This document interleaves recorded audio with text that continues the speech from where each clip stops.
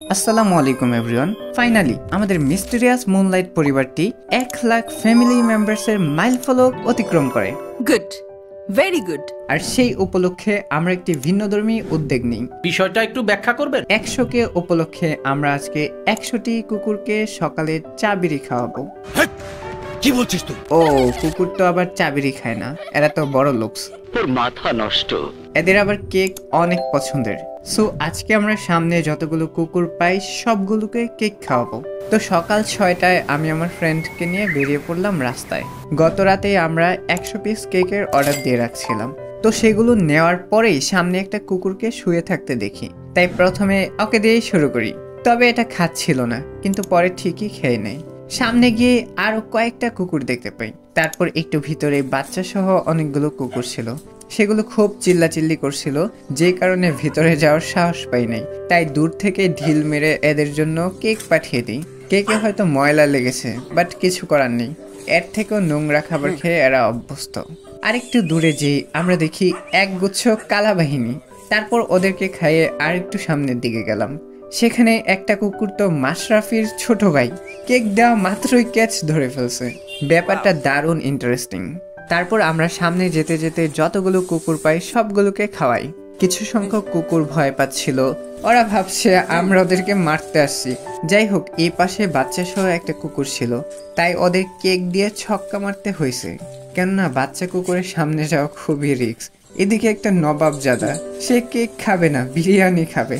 আমি নিজেই লাস্ট কবে বিরিয়ানি খাইছি মনে নাই। তারপর আমরা একটু ভিআইপি সাইডে চলে আসি।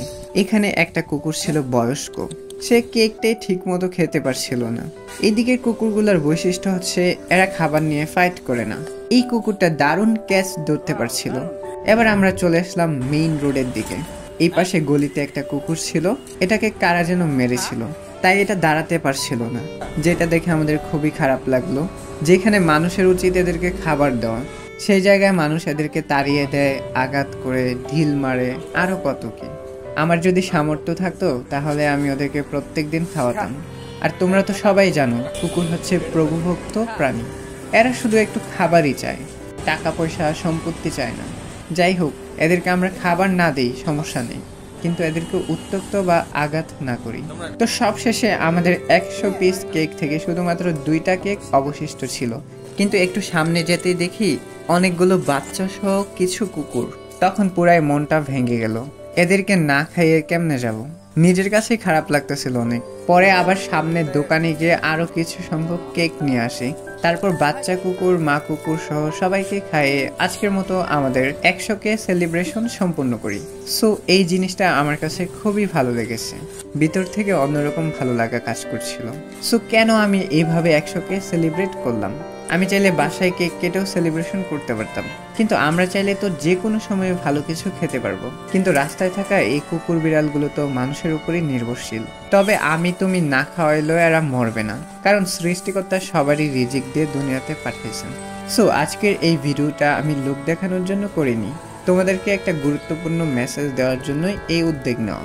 তোমাদের আশেপাশে দেখবে এরকম অনেক কুকুর খাবারের জন্য অসহায়ের মতো তাকিয়ে থাকে, ওদেরকে তোমরা সবসময় চেষ্টা করবে কিছু খাবার দেওয়ার। মানুষ হয়তো চেয়ে খেতে পারবে, কিন্তু এরা বলতে পারে না, তাই আমাদের এই ব্যাপারগুলো বুঝে নিতে হবে। সো যাই হোক, এই ছিল আমাদের মিস্টেরিয়াস মুনলাইট পরিবারের 100কে সেলিব্রেশনের স্পেশাল ভিডিও। আমাদের এই পথ চলার শুরু থেকে যারা ছিলে এবং নতুন যারা রয়েছে সবাইকে আন্তরিক ধন্যবাদ, এবং সবার প্রতি আমি সবসময় কৃতজ্ঞ থাকব। আর মিস্টেরিয়াস মুনলাইট আমাদের একটি ছোট্ট পরিবার, এখানে এক একজন সদস্য আমার কাছে খুবই মূল্যবান। তোমাদেরকে নিয়ে ইন ফিউচার আমরা আরো অনেক দূর যেতে চাই। আমি সত্যি অনেক হ্যাপি তোমাদের মতো এত এত ভালো মানুষদের সাথে পরিচিত হতে পেরে। আজ এই চ্যানেলটা না থাকলে হয়তো তোমাদের সাথে পরিচিত হতে পারতাম না। And specially thanks to BTS, তোমাদের জন্যই আমরা এত সুন্দর একটা পরিবার পেয়েছি। তোমরা সবাই যেমন আমার সাফল্য ও সুস্থতা কামনা করো, তেমনি আমিও মন থেকে চাই এই পরিবারের প্রত্যেকটা সদস্য যেন ভালো থাকে। আমিও চাই তোমরা সবাই সফলতার স্বর্ণ শিখরে পৌঁছাও, তোমাদের সবার স্বপ্নগুলো যেন পূরণ হয় সেই প্রত্যাশা কামনা করি। তো সবাই ভালো থাকো, সুস্থ থাকো। আজকে এই পর্যন্তই। আর আমাদের মুনলাইট পরিবারের সদস্য হতে পেরে তোমাদের কেমন অনুভূতি হচ্ছে কমেন্ট করে জানাতে ভুলবে না।